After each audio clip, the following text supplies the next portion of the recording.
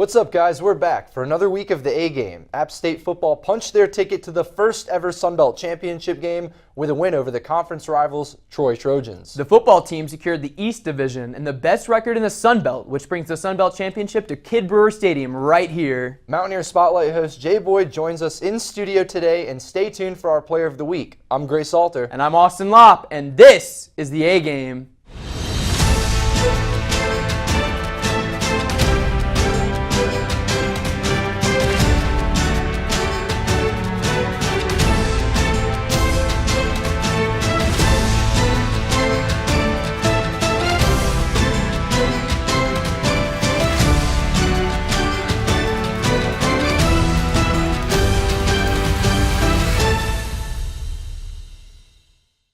Appalachian State clashed with Sun Belt juggernaut Troy for the honor of hosting the first ever Sun Belt Championship game.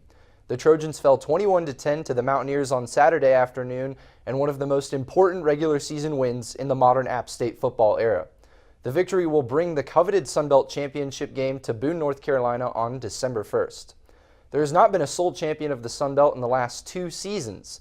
The Black and Gold will be seeking their 3rd straight conference title and their first ever solo Sun Belt Championship.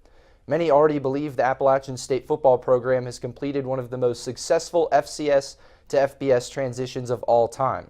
With another conference crown and a possible trip to the New Orleans Bowl on the line, a win could solidify those impressive claims once and for all. In Austin, that was a really great performance for App State in a really important showdown. What were some things you took away from the game? Well, it sounds rhetorical at this point, but then again, the defense stepped up in huge ways that we definitely needed. Held Troy to just 232 total yards. Troy was statistically the 2nd best rushing team in the Sun Belt, and the ability to stop them and only have them go for 62 total rushing yards, averaging only 2.2 yards a carry, that's extremely impressive, as well as the fact that they forced 4 turnovers, 2 fumbles and 2 interceptions. That defense was locked down. Clifton Duck got his first interception of the year. Exactly what they needed for sure. Absolutely. I think App State, too, came up really big on important down situations. The Mountaineers held Troy to 3 for 15 on 3rd down conversions and 0 for 3 on 4th down conversions. That's 3 possessions you're getting back for your offense. That was huge from the defense this Saturday. They also only held Troy to 3 first-half points and only 7 second-half points, which is unbelievable. That Legion of Boone was out to play this week. Hakeem Davis-Gaither with 14 tackles, 2 for losses and a sack, as well as 1 pass deflected. That line was locked down. They looked like they were 10 feet tall. I saw several times that they just looked so much bigger than they actually were because they were able to cover so well. Only 4.8 yards per completion. When the Legion of Boom is out to play, they're here, they're ready, they're locked down, and you just can't get anything over the top. Those corners definitely had a big day for App State. Kept them in the game for the most part, but the offense did have a pretty solid day, especially in the first half. Zach Thomas got off to a pretty quick start, but dropped off a little bit in the second half of play. He finished the game 12 of 24, 124 total yards, and 3 total touchdowns. All 3 of those obviously were the only App State scores that they had with 21 points. I was really impressed with Zach Thomas's pocket presence in that game. Troy's a team that blitzes a lot. They blitz more than any other team in the Sun Belt, and Zach Thomas did a really nice job of feeling the pocket, getting outside when he needed to, throwing away the ball and making good decisions if, the sets weren't there for them on offense. And, Troy also has led the FBS in forcing turnovers over the last 3 seasons combined, and App State only lost the ball once, and they forced 4 turnovers, so they won that turnover margin +3. I think that was pretty big for them in the victory, too. Absolutely, and the rushing game definitely stepped up as well. Darrington Evans had a dominating game, 20 carries for 108 yards and the longest of 58 yards. He definitely was able to step up when we were struggling on offense, and it seemed to slow down in that second half, when he was able to start rushing and running the ball. It really secured the win for us. Corey Sutton had a monster game as well, 5 receptions, 72 yards, 2 touchdowns. Both of them had to be looked at again, so extremely technical plays that he executed perfectly. And the offense didn't score in the second half. So, like I said, that rushing game, being able to just kind of keep the ball moving, as well as the defense, keeping everything under control on that side, I think it was extremely important for us. No doubt. So every week we've been updating you guys with where Appalachian State stood shooting for that Sun Belt title game. Well, Austin and I bring good news. It's here. It's here. Appalachian State won the East Division Sun Belt title with that win over Troy. They secure the best regular season record in the Sun Belt this season, which that means they bring that conference championship game right to Boone, North Carolina. They will play West Division opponent Louisiana on December 1st at Kid Brewer Stadium. Those two teams actually played already in a pretty close game, Austin, 27-17. So pretty close game, maybe coming in that Sun Belt Championship. Absolutely, and we haven't seen a sole Sun Belt champion in 2 years. App State's looking for their third championship outright. With the championship game, we can finally bring it home. We can say that we are the, without a doubt, undisputable Sun Belt champions, and I personally, I don't know about you, but I can't wait. Absolutely. It's going to be extremely interesting. But another interesting story that seemed to develop over the weekend, we saw UNC lose to NC State, and then they fire their head coach, Larry Fedora. Now, there's been some rumors that Scott Satterfield actually could be the one to take that job, but many feel that Coach Satterfield has a lot of connections here in Boone. His son plays at Watauga High School. He just signed that contract extension. I personally don't believe that there's anything to worry about, and I think this Coach Sat's here to stay. I tend to agree. I think Coach Scott Satterfield is definitely here to stay. He seems very rooted in Boone, North Carolina, and I mean, this program's only going up, as proof from potentially winning their third straight Sun Belt championship. Coming up after the break, my co-host Austin and I will break down the progress of the men's basketball team.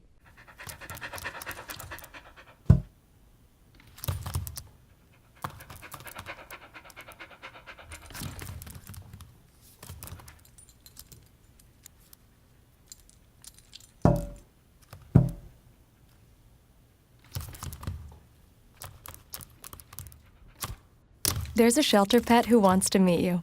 Meet one today. Visit theshelterpetproject.org. Adopt. Appalachian State kicked off the 2018-19 season with a bang, beating Mars Hill 125-62. Things turned at the Charleston Classic for the Mountaineers when they went 0 for 4, losing all games in the tournament. Coming off of a monster junior season, guard Ronshad Shabazz has already begun the process for another stellar season, already averaging 19.2 points per game and 3.2 assists per game, as well as scoring a tournament-tying record 37 points in the final game against Ball State and being put on the all-tournament team. Still, with an undesirable record and the goal of topping their 5th-place finish in the Sun Belt last year, the Mountaineers look to improve at home on Monday against Winston-Salem State and set the season on the right path. And Gray, with App State entering their first home game in almost 3 weeks since that Mars Hill blowout against Winston-Salem State on Monday night, coming out of going 0-4 at the Charleston Classic, who do you look to step up in a big way for the rest of the season? I feel like the Mountaineers so far this season, they've been able to put points on the board, it seems like, pretty consistently, averaging right around 80 points per game, I believe. And, you know, they've got a lot of guys who can score the basketball. I'm looking for guys to step up on the other end of the floor on defense. Absolutely. I think defense leads to good offensive possessions. You can wear a team down by playing good defense. And last season, App State struggled to guard the three. It seems like Jim Fox maybe made some adjustments to tighten that up a little bit. But now, since the Mars Hill game, I think it's been difficult for them to stop the ball from getting down inside and people scoring with pretty open looks down inside the paint. And Isaac Johnson's a guy who I think is really, really talented. He's a great defender for this team. That's where a lot of his contribution comes from, is on the defensive side of things. But I'd like to see him step up a little bit more. You know, he's averaging right around 9 points per game and 7 boards, which is really helpful. But I think he's a guy who can be a double-double average player. I think he can get to 10 and 10 this year if he really puts himself to work and grinds for that stat line. And I think that would help out not only the defense, but maybe the offense a little, getting a few points. I'm looking for Isaac Johnson maybe to step up a little bit here as he's a consistent starter. It's like you said last week, turning defense into offense. Right. That's a really key part to that. I'm checking out Justin Forrest. My eyes are on him because he's the other guard on that team. And, you know, we've got Ronshad, and that's no problem, but there are times that he'll come down, start shooting some threes, and maybe get off. So it's really nice to know that we've got Justin Forrest who can also step in. He's really good at dishing the ball. He's averaging 18.2 points per game already this season, definitely having a great season, and 4.4 rebounds. So I'm definitely looking at him to come in. He's shooting 50% from the field and 54% from three-pointers. So he can score, he can get the ball moving, he can get things rolling for the App State Mountaineers if Shabuckets isn't getting his. No doubt. A good replacement, too, for Shabuckets when he can't. With consistency, I think that's a big thing, too. That 54% from three, that's a pretty good stat. That helps out with some of the scoring. Takes a little bit of the load off of Ronshad's shoulders. Absolutely. And so after going 1-4 to open the season, where do the Mountaineers overall need to improve, do you think? I would say closing out games is a big thing. They've had a couple close contests. They played Alabama really, really well. I was impressed with the Mountaineers in that game against Alabama. They played a pretty complete basketball game, but right at the end, it was tough for them to close it out. Not to say that, Ronshad Shabazz can't play clutch minutes or the guys weren't stepping up late in games, but closing games is something that's really important, especially in basketball when, sometimes that late push is all it takes, and the Mountaineers haven't really been able to separate themselves big as far as a lead goes, so it's important for them down the stretch to really lock in and make every possession count. Right, and the way that I look at it is it's really easy to look at the how we're standing right now at 1-4 and say, well, the season's over, but earlier in the season, we still have all these games to play, and typically in these tournaments, you get matched up with teams that maybe are a little bit more competitive. Some or, tough teams. Some absolutely. Teams that are looking to go deep into the tournament, and App State has goals, and they're just trying to get through, and they're trying to get into that Sun Belt play, and I think a big part of that is finding your identity as a team. I saw a lot throughout the tournament. I saw a lot of individual ball, a lot of guys running down and just popping shots, not falling, and it didn't turn out well. And that's easy to do after you have such a large win like we had against Mars Hill. It's easy for everybody to get there, to play their own style of game. So I think it's really important to bring everything together, find our identity, and really figure out how we're going to score and how we're going to win. And I think that's super important. So finally, App State finished 5th in the Sun Belt last year. That's the best ever finish. And so how do you think that we improved this season, and if so, how do we do that? I would say that 5th place, that's a pretty good finish from the Mountaineers last season. I don't think it's what a lot of people expected from them. I think this year they have more talent on the roster than they did last year. I really do. I think they have a lot more scorers on the team now. I think the freshman Delph hasn't even really gotten the minutes yet to show how productive he can be. Obviously, he's also really young as a true freshman starting out there sometimes. I think it's really just got to be the consistency of the team moving forward. I think they just need to start trusting each other. You talked about, maybe guys coming down, taking quick shots. Finding their identity is going to be important, but being able to share the ball and trust each other and know that there is probably more talent on this team than we've seen in a long time. If they can figure out how to use that and implement that together, I think they could find themselves higher than 5, especially when you compare them to some of the other Sun Belt teams. I think the Sun Belt as a whole was stronger last season than it is this year. There are certainly a couple teams that you could point out that might have the edge on App on paper, but this Appalachian State team has a lot of talent, and I think they certainly, if they can find that identity, start to play as a unit a little more, and on a consistent basis close out some of these games that are important for their record moving forward, that sure, I think they could finish higher than 5. I completely agree with you that both this team and the Sun Belt have seemed to gotten a little bit better this year. I think a big thing is focusing on those away wins. We went 4 for 11 on away games last year, and that's a deficit that's tough to overcome.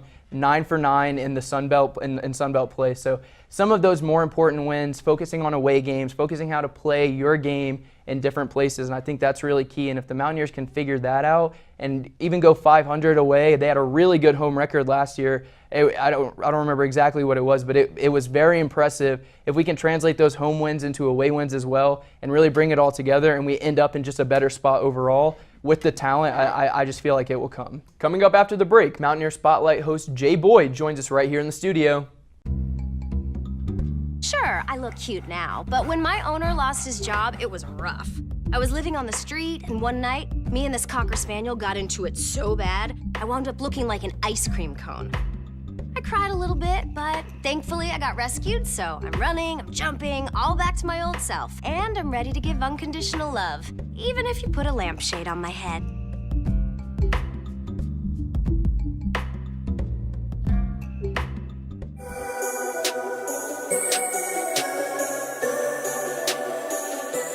Jay Boyd here for Mountaineer Spotlight, and this week I'm putting the spotlight on my two co-hosts, Gray and Austen.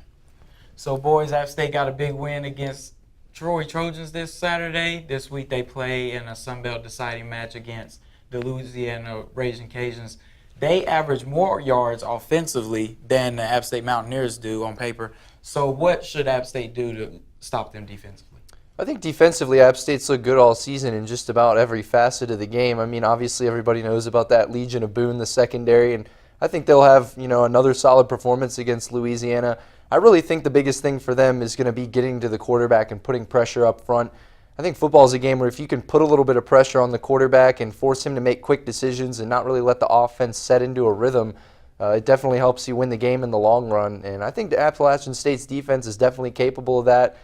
We saw him bring a lot of corner blitzes, and they brought pressure to the quarterback of Troy, Sawyer Smith, a lot of different ways in that win on Saturday. And I think they'll kind of look to that again, getting to the quarterback of Louisiana in crafty ways, give him different looks, and just try to put the pressure on him so then the Legion of Boone can, kind of do their thing downfield. Absolutely. I completely agree with Gray. I think he hit the nail on the head.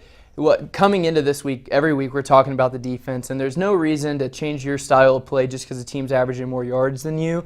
I definitely am looking at that Legion of Boone. I'm really looking at Jordan Fair, Anthony Flory, looking at them to put a lot of pressure, really, really lock down everything for sure. And they allowed just 5 less yards. What should App State look to do to attack them offensively? Well, I'm really looking at that D-line. Last week we had a lot of batted down passes and things like that. I think plays like that are super important.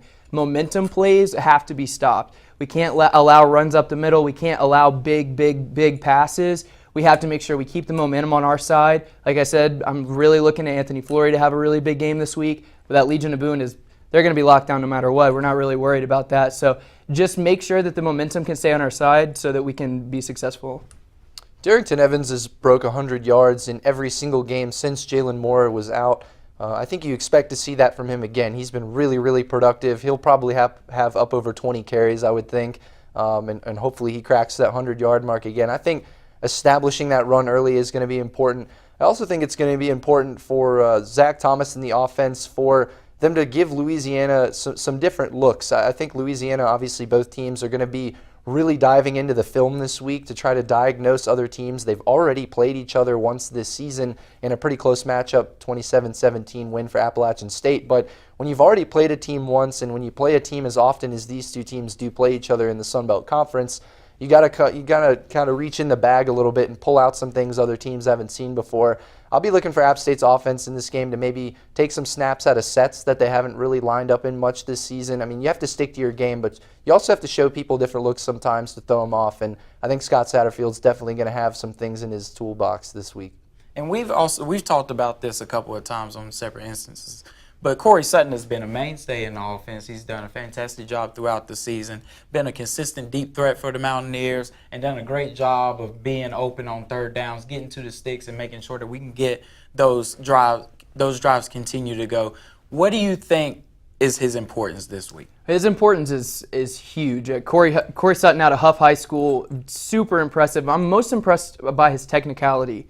I mentioned it before, but both of his touchdowns actually were reviewed, and both of them were called touchdowns. The one where he drug his left toe actually was a SportsCenter top 10 play. So it's super important that he can keep that going. He can stay in the end zone, and I think that if we keep the ball rolling and we keep it to him, that we have it locked down for sure. Corey Sutton is probably, when you look at his skill set and his body type, the best receiver on this Appalachian State team. He's about 6'1", 6'2". He's got a big build, but he's pretty quick. He actually leads Appalachian State in yards per catch at around 30. So, I mean, he's getting a lot of yards every time he touches the ball. I think Corey Sutton, though, becomes most dangerous inside the red zone with that stature, with his great pair of hands. You know, Appalachian State used him twice in the red zone, or actually 3 times they went to him in the red zone against Troy. The first time Zach Thomas missed out of bounds a little bit because of some pressure. Found him 2 more times later, both for touchdowns. The toe drag was one, and then they hit him on that crossing route where he got across the pylon. Both those touchdowns are in the red zone. He's so hard to guard down there. Between the quickness and his ability to go up and get the ball at its highest point with his height, he's definitely a mismatch for corners once you get down into scoring position. I'm looking for Corey Sutton maybe to come up big again in the red zone against Louisiana. Yeah, I have to agree with both of you guys there. Corey Sutton's done a great job in the red zone this year, as Gray pointed out. In the Arkansas State game, he had another SportsCenter top 10 play, as you pointed out. Another big catch in the red zone. He does a fantastic job down there finishing plays. And Louisiana allows over 200 yards per game for the rushing attack for the offenses that they face so far this year. App State being a big run offense, they'll look to do that again this week. And you already spoke on Darrington Evans.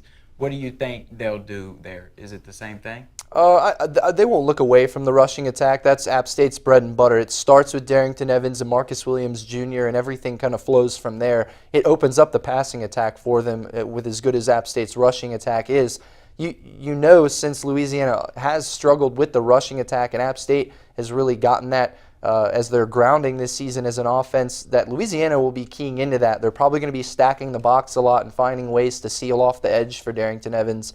And I think because of that, it's going to allow some one-on-one matchups on the outside for the receivers, actually. And you might get some single safety looks from Louisiana because they're bringing guys down more towards the line of scrimmage to stop that run.